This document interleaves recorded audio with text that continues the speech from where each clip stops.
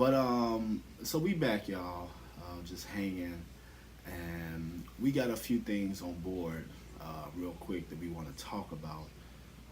We actually want to address something that we somebody sent us last week, um, and it was really it's really something I think we can definitely jump into. Let me go grab my give him a little bit more of that Mary had a little.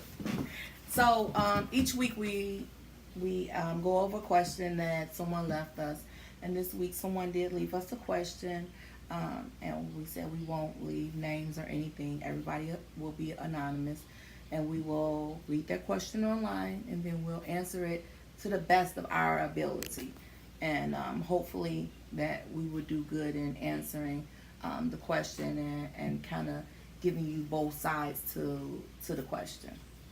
So, baby, you got the question? I got it. I just pulled it up. So I just pulled it up.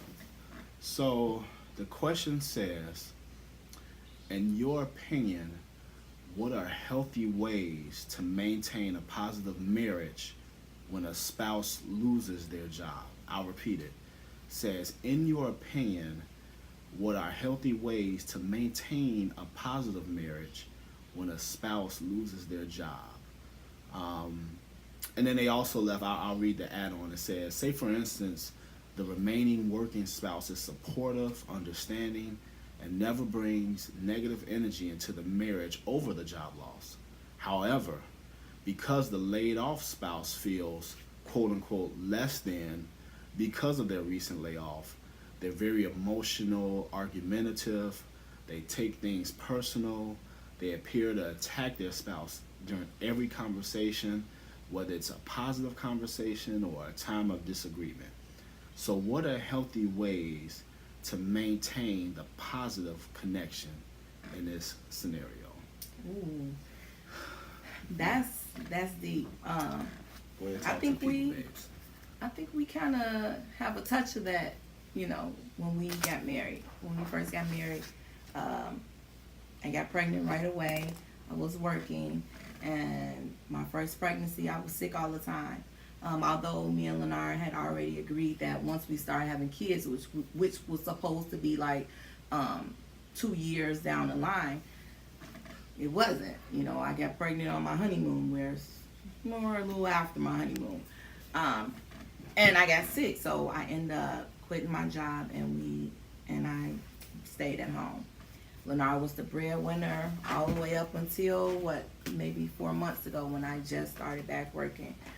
And that was a ride. Like, these 9 years have been a ride, because I'm used to being independent. I'm used to taking care of myself, and to have to start depending on a man and what he brings in the house, and it was hard.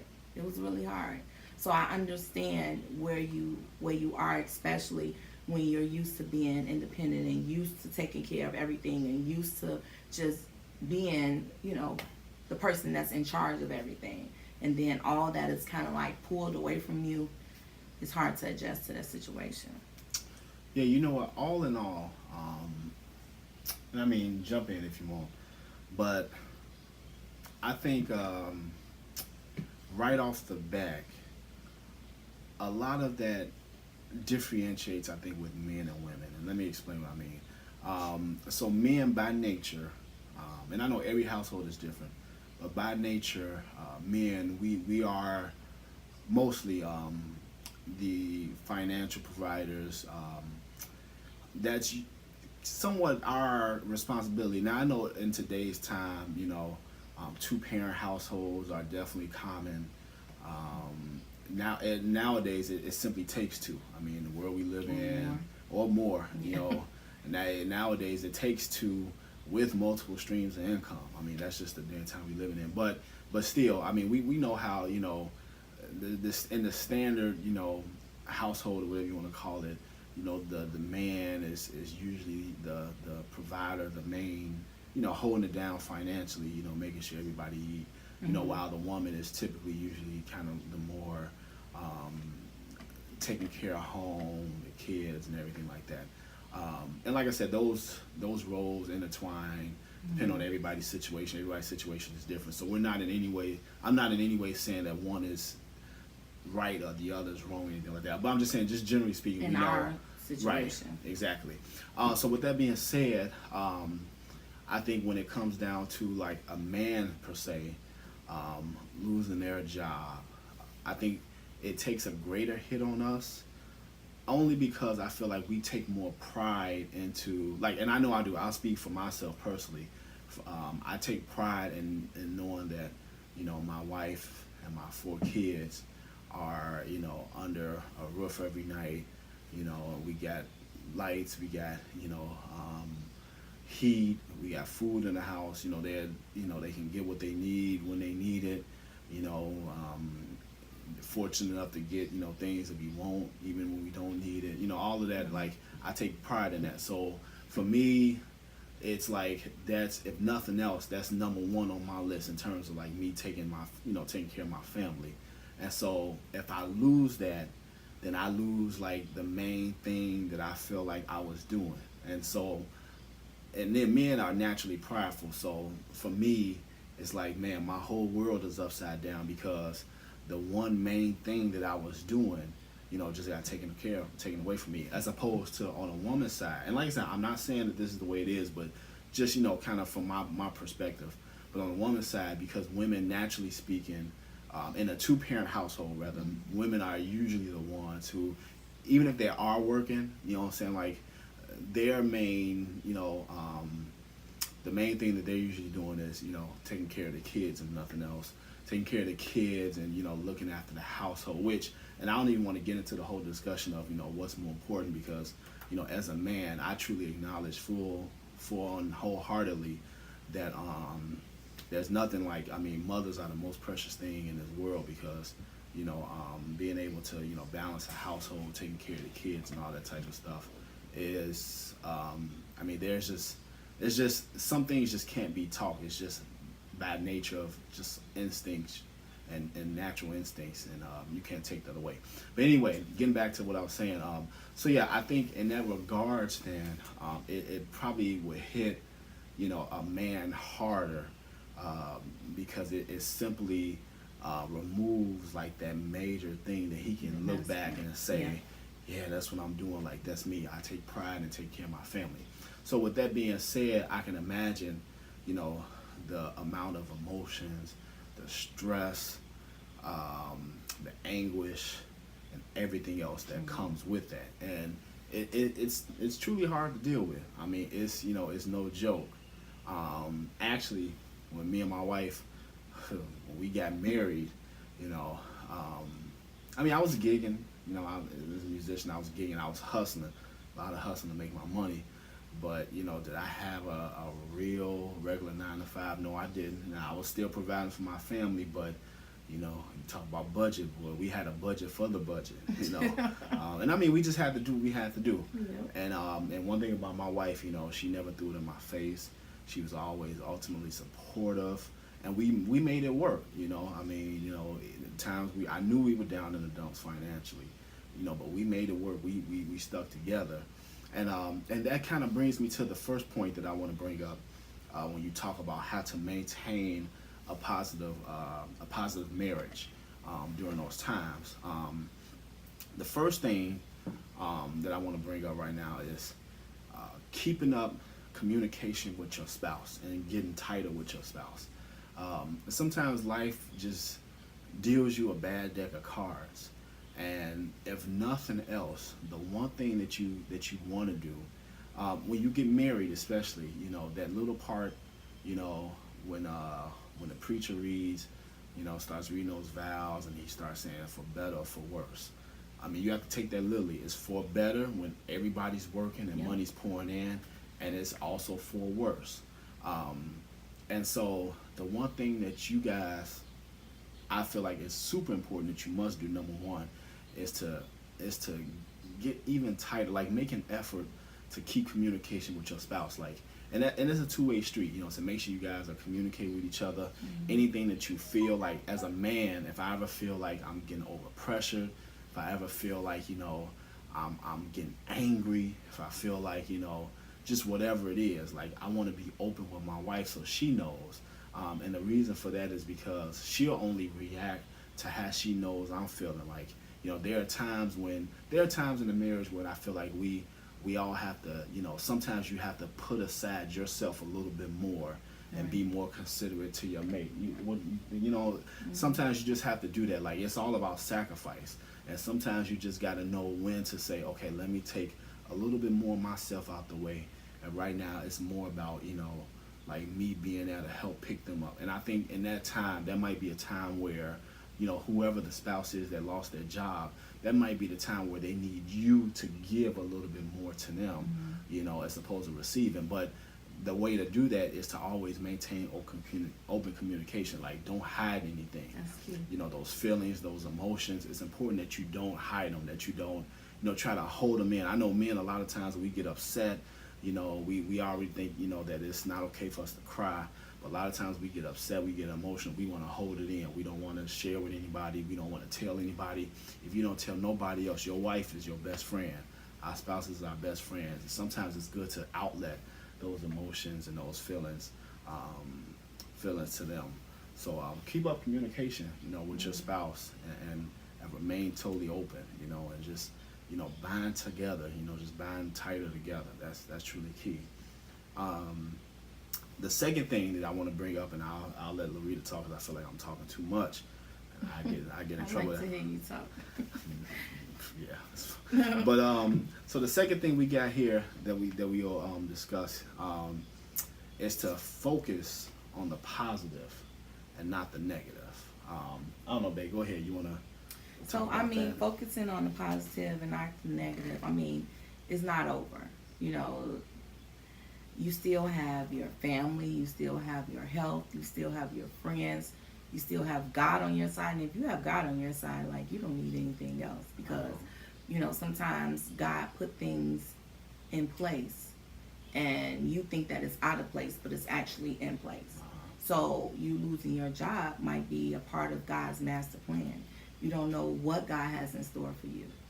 So you have to think about all the things that you do have and not focus on what you don't have. You need to know that your life is not over. Your life is only just begun. Like, there are trials, there are tribulations in life.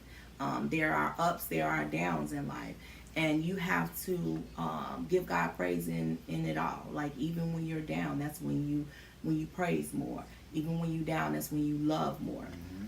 Even when you're down, that's when you treat your family. You focus on treating your family better than what you was before, because you're down, and that will uplift you. So thinking about the positive and not the negative. Don't focus so much of what you don't have, but focus on what you do have. A job is something that comes and go. Your health, your strength, your sight, your wife, your husband, your significant other.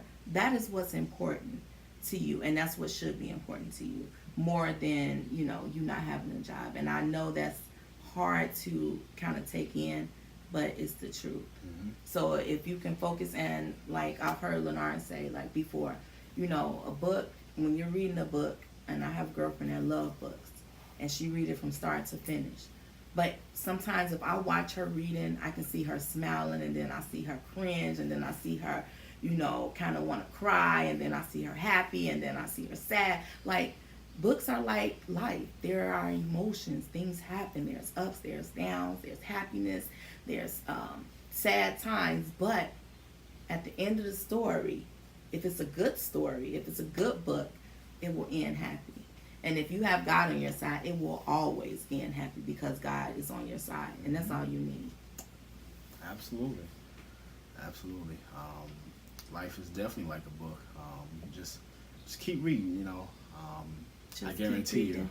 Just keep reading. I guarantee you, the happy ending will come. You just got to keep going. Sometimes it might be in the next chapter. Sometimes it might not be to the end of the book. But if you just hold on, it'll get there. So, the next thing that we have on our list is to prioritize and adjust your finances.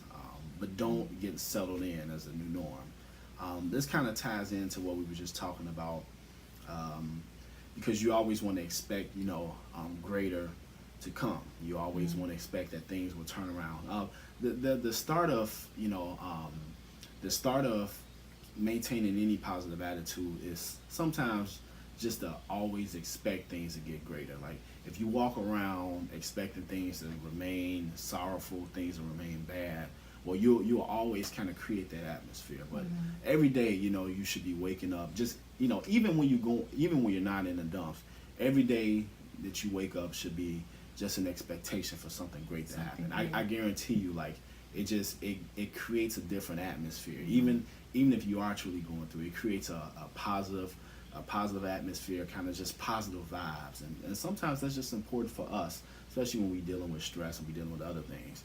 But back to the first part of this, prioritizing your finances and making adjustments.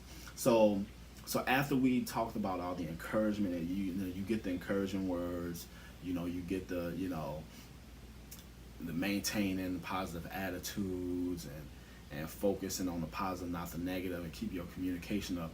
The one thing that you have to do when a spouse loses a job is prioritize and adjust your finances. You have to realize that, of course, if there's less money coming in, that's less that you have to work with temporarily, but until things come up, less you have to work with.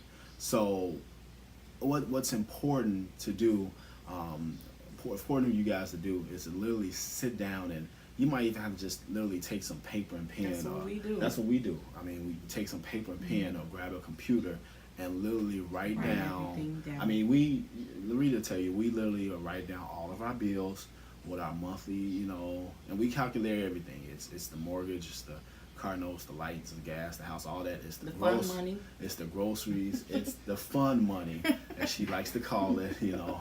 The fun money. It's the kids' money or whatever. So, and it's a two-part thing to this list. There's the expenses, and then there's the revenue coming in.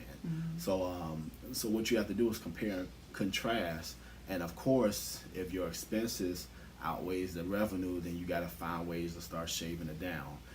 And sometimes it just helps to see it. Like it helps to have a visual of it, so that way you can literally see kind of where everything is at, and it kind of creates a finish line for you. You get a chance to see, okay, well, right now, while we are on like the one income, or until that person gets another job back, we might have to cut down on fund money, or I don't know. A lot of people nowadays are considering like cable TV to be a luxury rather than a necessity. So nowadays with streaming and with other things, a lot of people are switching to that. And to be honest with you, like I think a lot of people are switching to that regardless of whether or not they having issues or not, because there's so many ways you can finagle, and you could find ways to get the things that you enjoy watching without having to pay these high Comcast prices, right? So that's important though. It's important that you sit down and you reassess your finances, you reassess your financial situation. And like I said, it's important to always remember that this is temporary, but for sake of your family, for sake of the kids, it's important that you create or you put together some sort of assessment of where you guys are, what you have coming in, and then just make sure that with all of your expenses, make sure you just find a path for you guys to basically push through and make it. I'm a firm believer, like I'm just a type of person, like I'm gonna do whatever it takes for my family. So if I lose my job tomorrow, I came up in a household where my father literally sold peanuts for a while until he got him another job. I mean, there's any man, I feel like, and this is just my own personal disclaimer, but any real man out there is just gonna try to find a way. What I'm saying? A real man may be down physically like this, like in terms of situation, but it doesn't mean that his will to make it or his drive to succeed or anything like that is down. And sometimes that sometimes they might get down. Sometimes because men have hearts too, and feelings, and all the other stuff. And sometimes, I mean, men are very strong. They're the head of the household. They have so many positions. So, but they break down as well. And I think that it's important as a woman to let your husband know that it's okay, and you don't think no less of him because he has to get it out. It's gonna come out one way or the other. But if they hold it in so much and they're afraid to release on you because they think that you're going to think of them as being weak, then it's going to come out some way. And it's best to have that relationship with your husband to let him know, like, baby, I got you. Like, no matter what, no matter what's going on. If you're crying, we go in our bedroom and you need to let go of some tears on my chest, then you let go of those tears. And when we open that door, you're still like the head of this household. I will still look at you as being my strong man. I will still look at you as being the breadwinner of this house. I will still look at you, or I will not look at you no less because you needed a moment. Like, I have moments all the time with my husband, and I could care less what. But I'm a woman. But men, it's harder for them to release. But you have to have that relationship with your man or with your spouse to let them know that I still look up to you, and I still uphold the thoughts that I had about you. And even if you cry, or even if you seem weak at that moment, I'm still here, and I still feel the same way that I felt before you cried or before you showed your sign of weakness. Yeah, that's good. And I mean that it's just important because change like that can definitely bring forth some things that you just didn't expect. I mean, nobody, it's easy for anybody to tell you, what to expect, but until you actually go through it, you just don't know. And it'll definitely release some emotions, some feelings that you're not looking for, but just because we are human, because, we might have already created this life and we're used to how we live, and we're used to, we get acclimated to, a certain way we spend, and then all of a sudden it changes dramatically. I mean, that's a tough pill to swallow. And I mean, that actually transitions us into this next point that I wanted to bring up, because I mean, there's got to be some sort of outlet. There's got to be, if a spouse, a man or a woman, I mean, if they're losing their job and they're around the house and it seems like they're always real argumentative, or they real they might be, sometimes some people might be argumentative, some people might be more in a depressed mood, or they might be always stirring up controversy during conversations, or just real kind of controversial about everything just because they're in the heat of the situation. And you might be looking on the other end, like like Larita, like I might have lost my job, and she might be just trying to do everything that she can to keep me calm, and I'm just argumentative all the time, and I'm just always blowing a gasket over every little thing, and she's just trying to look for ways to always just try to maintain kind of a level playing field. Well, one thing that I think is truly important, that I feel like you should make extra effort to do, is literally get out and indulge in activities to help you let off steam.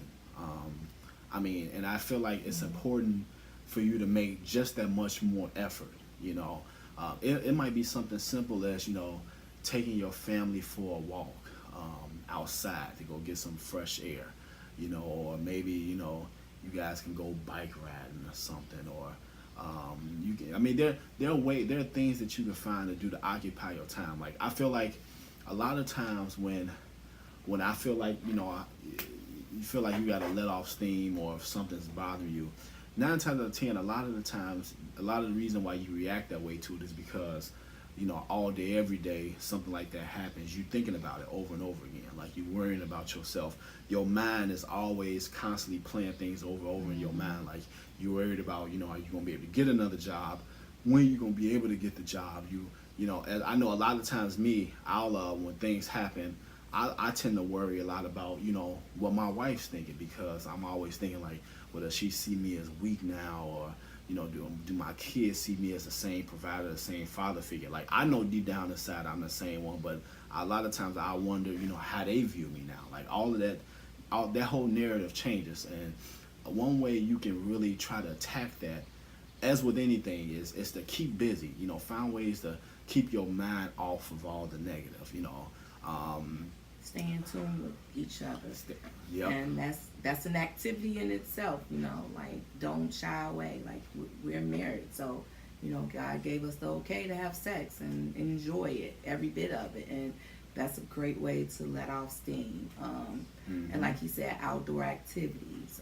Don't limit yourself to the things that you can do, and don't limit yourself to just having sex, because sex is not all that you can do as an activity with one another to enjoy each other and to let off steam. You know, get a massage. You know, I know funds is kind of tight, but you know, pay maybe $20 instead of $30 on your light bill, and save up a little bit to go get your nails done, or just something to make you feel good. And if you, even if you don't have the money to get your nails done, like, you know, I've given Leonard pedicures right here in my living room, you know.